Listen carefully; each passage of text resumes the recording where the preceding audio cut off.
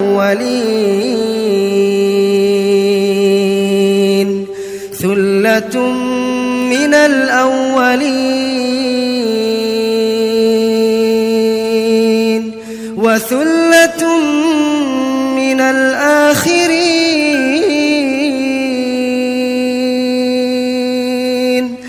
وأصحاب الشمال ما أصحاب الشمال في سموم وحميم وظل من يحموم لا بارد ولا كريم إنهم كانوا قبل ذلك مترفين وكانوا يصرون على الحنث العظيم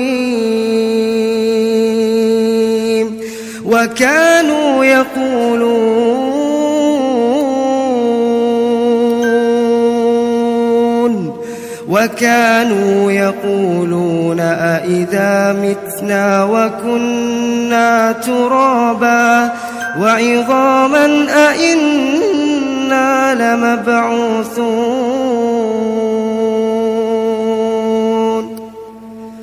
أو آباؤنا الأولون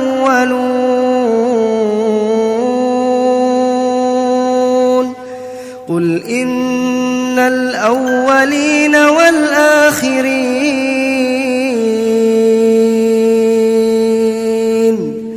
لمجموعون إلى ميقات يوم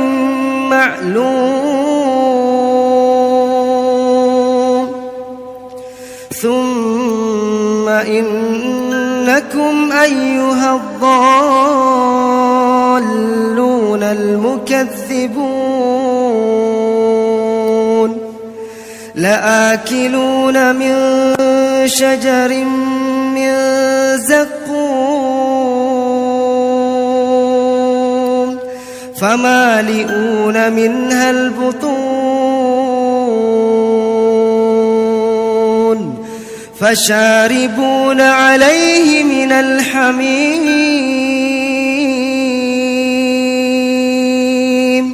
فشاربون شرب الهيم هذا نزلهم يوم الدين نحن خلقناكم فلولا تصدقون أفرأيتم ما تمنون أأنتم تخلقونه أم نحن الخالقون نحن قدرنا بينكم الموت وما نحن بمسبوقين على أن نبدل أمثالكم وننشئكم فيما لا تعلمون ولقد علمتم النشأة الأولى فلولا تذكرون أفرأيتم ما تحرثون أأنتم تزرعونه أم نحن الزارعون لو نشاء لجعلناه حطاما فظلتم تفكهون إنا لمغرمون بل نحن محرومون أفرأيتم الماء الذي تشربون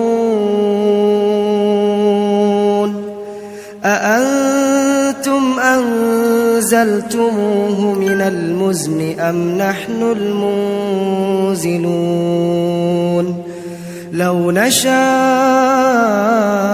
جعلناه أجاجا فلولا تشكرون أفرأيتم النار التي تورون أأنتم أنشأتم شجرتها أم نحن المنشئون نحن جعلناها تذكرة ومتاعا للمقوين فسبح باسم ربك العظيم فلا أقسم بمواقع النجوم وإنه لقسم لو تعلمون عظيم إنه لقرآن كريم في كتاب مكنون لا يمسه إلا المطهرون تنزيل من رب العالمين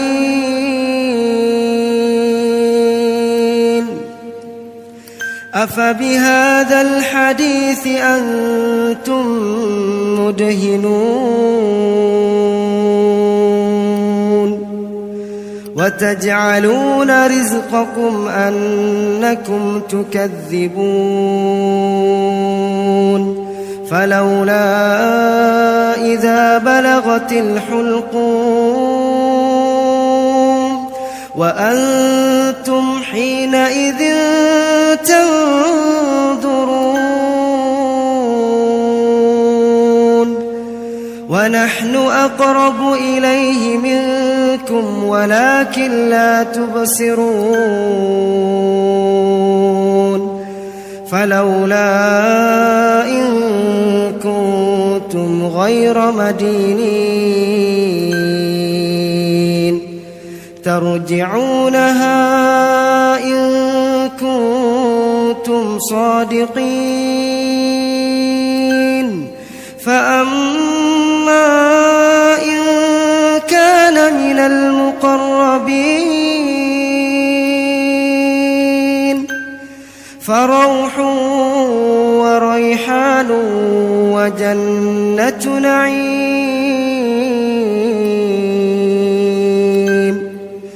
وأما إن كان من أصحاب اليمين فسلام لك من أصحاب اليمين وأما إن كان من المكذبين الضالين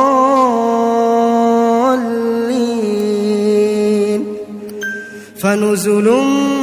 من حميم